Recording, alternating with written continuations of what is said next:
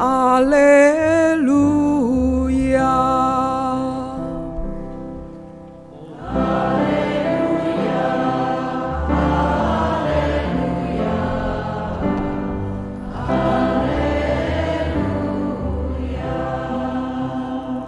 Akulah jalan kebenaran dan hidup, sabda Tuhan. Tidak seorang pun dapat datang kepada Bapa kalau tidak melalui aku.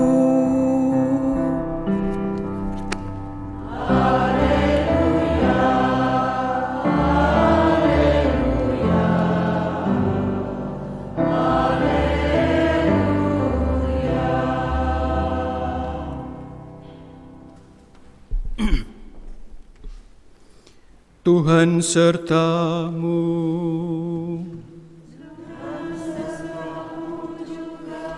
Inilah Injil Yesus Kristus menurut Yohanes.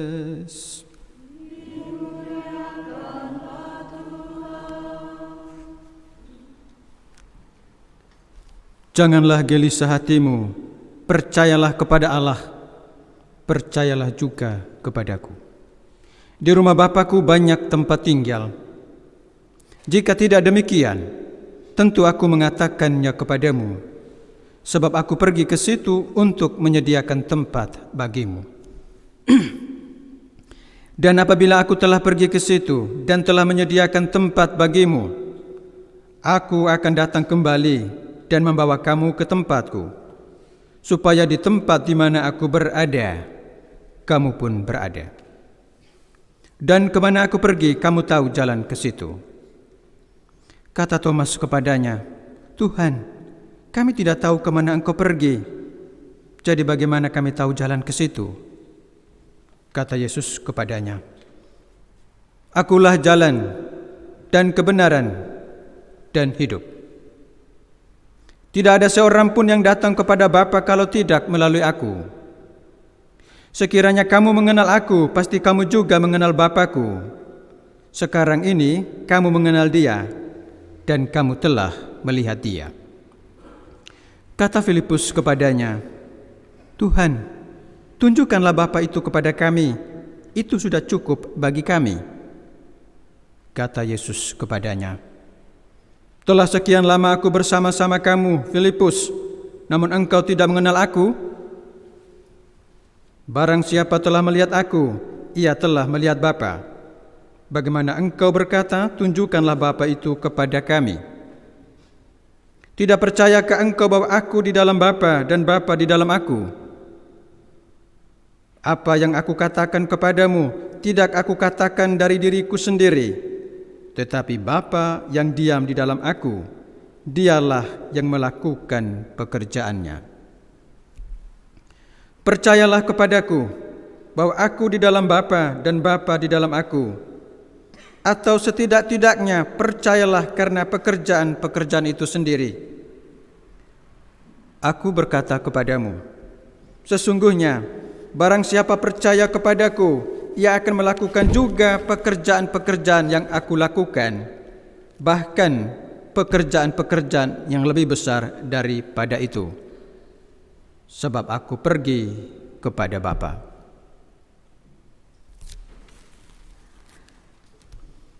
Demikianlah Injil Tuhan. Terpujilah Kristus.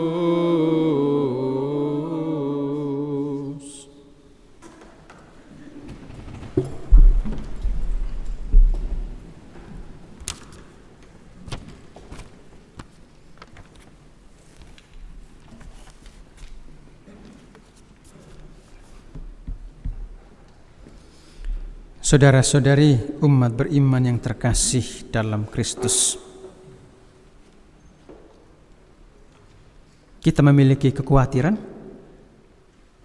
Dari antara kita yang hadir di sini, ada yang memiliki kekhawatiran atau ada yang tidak punya kekhawatiran? Saya melihat ada dua saudari saya, dua suster berkerudung di sana. Suster, punya rasa khawatir atau tidak ya? Punya ya. Kadang-kala saya mendapat banyak komentar, enaklah kamu biarawati, Romo, suster, tidak pikir apa-apa. Kadang-kala saya mendengar seperti itu. Ini Bapak Ibu tidak punya khawatir ya? Aduh, saya tidak dengar ini. Iya banyak ya. Saya merasa itu normal, manusiawi kalau kita masih punya rasa khawatir. Kalau kita tidak punya rasa khawatir, artinya kita sudah mati. Wajar, manusiawi. Ada begitu banyak hal yang kita pikirkan, ada banyak hal yang menggelisahkan kita. Dalam hal-hal yang mungkin sederhana, apa yang kita makan hari ini, kita mulai berpikir, hari ini makan apa ya? Ini hari ini ke gereja pakai baju apa ya?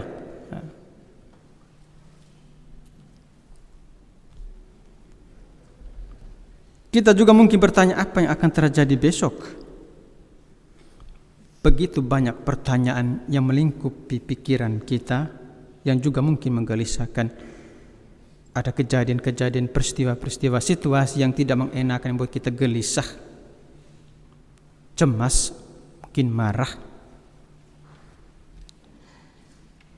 Tapi satu pertanyaan yang boleh saya katakan yang paling sulit adalah pertanyaan mengenai apa yang akan terjadi setelah kematian. Sampai sekarang ya kita tidak pernah mendapatkan jawaban dalam akal manusiawi apa yang akan terjadi setelah kita mati. Saudara-saudari yang terkasih dalam Kristus, pada hari ini kita mendengar bacaan Injil. Yesus memberikan peneguhan kepada para murid. Jangan gelisah hatimu. Jangan gelisah. Yesus tahu bahwa dia akan pergi. Para murid akan ditinggalkan. Dan dia tahu apa yang akan terjadi pada para murid.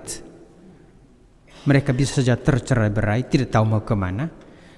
Maka Yesus mengatakan, jangan gelisah hatimu. Selanjutnya itu yang penting, jangan gelisah. Percayalah kepada Allah. Percayalah juga kepadaku. Ini kata-kata Yesus kepada para murid. Percayalah kepada Allah. Maka saya kata dia rasa gelisah, cemas, khawatir itu wajar. Dan bagaimana dalam situasi manusiawi ini kita percaya. Menurut saya itu rasa yang dianugerahkan oleh Tuhan sebagai manusia. Dan justru di saat itulah kita diminta untuk percaya. Saya pernah berjumpa dengan satu orang Belanda. Dia mengatakan, ya di Belanda mengapa orang boleh dikatakan tidak percaya lagi pada Tuhan? Karena orang bisa buat segala sesuatu. Apa yang diinginkan bisa dengan mudah didapatkan. Lalu ruangan untuk Tuhan itu hampir tidak ada. Manusia bisa buat segala sesuatu. Nah, kekhawatiran, kegelisahan itu sebenarnya ada ruangan dalam hidup kita di mana disitulah kita butuh Tuhan. Saudara-saudari yang terkasih dalam Kristus, dalam Yesus dan oleh Yesus akhirnya kita percaya, kita tahu kemana kita akan pergi setelah kematian kita. Yesus mengatakan, aku akan pergi tetapi ya pergi untuk menyediakan tempat bagimu. Dan ketika aku sudah menyiapkannya, aku kembali untuk menjemput kamu, membawa kamu ke tempat di mana saya sudah sediakan rumah untukmu. Saudara-saudari yang terkasih, ini sungguh satu penghiburan, satu peneguhan, satu dorongan untuk kita orang beriman untuk sungguh-sungguh percaya pada Tuhan. Dan lebih lagi, keunikan Kristiani adalah kita percaya pada seseorang bukan saja pada ajarannya, kata-kata, tapi dirinya. hidupnya. Yesus tidak saja mengajarkan kita dengan kata-kata, dengan ajaran-ajarannya, tetapi dia sendiri mengajarkan kita pertama-tama dengan hidupnya. Maka dia mengatakan, akulah jalan. Maka setiap orang yang percaya kepada Yesus harus jadikan Yesus itu sebagai jalan, melakukan apa yang Yesus lakukan. Itulah arti bahwa Yesus mengatakan, saya ini jalan kepada Bapa. Dalam Yesus kita tahu, kita percaya bahwa Tuhan itu Maha Kasih. Bayangkan, kita yang sebenarnya harus dihukum oleh karena dosa-dosa kita, tetapi Yesus sendiri mempersembahkan diri, mengorbankan diri untuk kita supaya kita selamat. Itu bukti kasih Allah yang luar biasa. Allah yang dalam perjanjian lama itu selalu diyakini sebagai Allah yang maha besar, begitu jauh luar biasa karena menghukum. Tetapi Yesus datang menunjukkan tidak, Allah itu maha kasih, dia maha pengampun.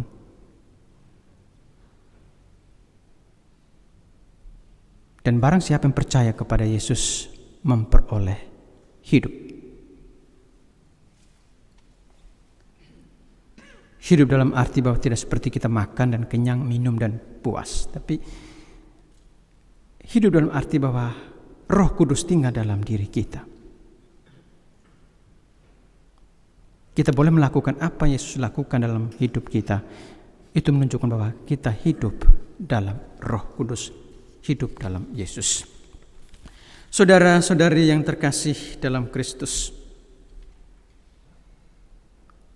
janji Yesus kepada para murid berlaku kepada siapa saja yang percaya kepadanya.